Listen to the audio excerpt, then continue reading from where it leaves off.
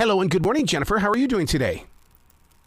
I'm Will Arrow. How are you? Absolutely fantastic. I got to ask the big question here, right here in the very beginning. With a book like Beastly Beauty, you've got to be having merchandise with this. I mean, because the way that you design this, I want my little figurines. I want my T-shirt. I want something to go with this book.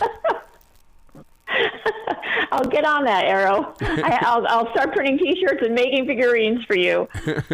This is an interesting concept, and it inspires me as a writer that you have taken something and just kind of flip-flopped it and made it into a story. And I love that when writers will take chances on that. Yes, it's my take on the classic Beauty and the Beast fairy tale, but my story flips the script. And as we know in the classic version, the Beast calls the shots, and he rages and he shouts and he takes prisoners, and the Beauty has to accommodate him. She denies her own wishes as she tries to understand him and sort of help him reveal his better self. And I just had enough of that. I wanted to reverse the story's power dynamic and write the Beast as a young woman and the Beauty as a young man, and then see what happens. So I did. And I ended up with two, not just one, but two, beings who are very complicated and very wounded and damaged, and then watch them as they worked upon each other to really reveal those wounds underneath their pain. Yeah, I was going to say, Beau has a dark side, too, because he's a thief. Ooh, Beau. Yeah. He is. And he was orphaned at a young age. He's had a very hard life. And he fell in with a pack of robbers to survive. And he became this person who's sort of always looking, for the advantage, how to play somebody, how to use somebody, what he can get out of the arrangement. And as he meets Arabella, he changes and he learns how to be a friend, how to be a romantic love interest. But he learns most of all, and she does too, how to love himself, and she learns how to love herself, because you need that before you can become a good friend or before you can be in a romantic relationship. Yeah, when you talk about Arabella being the Beast in this story, but it's too much ambition, thinking too much about herself, taking up too much space. I mean, I understand. I mean, she could have been a monster, but kind of. I like the way that you paint the picture of her being beastly in a different way.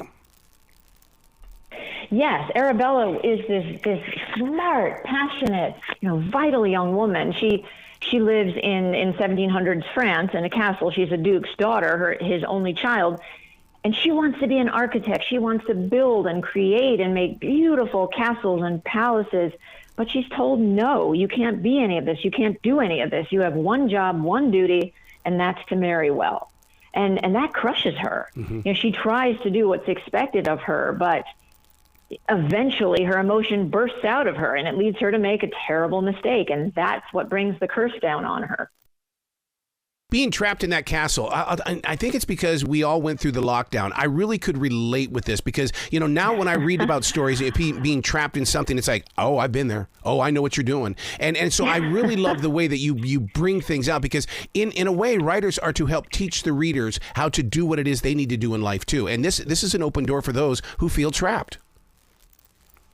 Very much so. And I think that's what this fairy tale and all fairy tales do. And that's why we like them so much. That's why they stick with us. I mean, some people see them as these very sort of simple princessy stories with neat and tidy, happy endings, but they're not. They're very rich, very complex.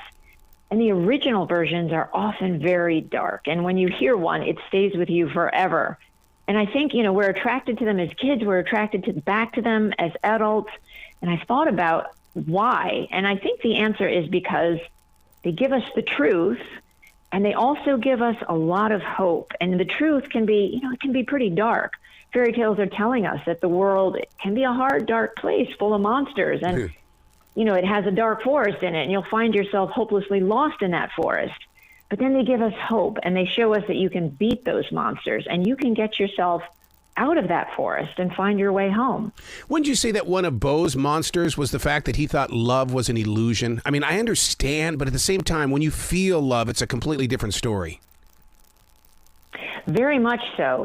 Beau has loved and he has lost. He loved his family. He loved his mother. She died young. He loved his father, who, after he lost his wife, turned to drinking and died as a result of that. He has been separated from his younger brother. So he's built up these emotional walls around himself, and they've imprisoned him as much as that castle has imprisoned Arabella. Would you say that in your writing style, you have made present the wounded heart, and this way the readers can go, I feel this? And because, I mean, there's one of the things that Julia Cameron always taught us was the fact that learn how to paint a room with your words, and you do that so well. I'm so touched. Thank you so much, Arrow. That's certainly my goal as a writer, and I'm happy to know that my stories had that effect on you. I think, of course, in a story you want to have action and you want to have suspense and you want to pull the reader through, with a good plot. But to me, if there's not emotion, if there's not heart in the story for me, it just doesn't work, either as a writer or a reader. And I want to give that heart and I want to give that emotion to my readers more than anything. Now, this is going to be a deep question, creative person to creative person. When you sat down to write this story each and every day, when you dedicated yourself with that writing discipline, did you see this story as an animation or a real live person kind of story?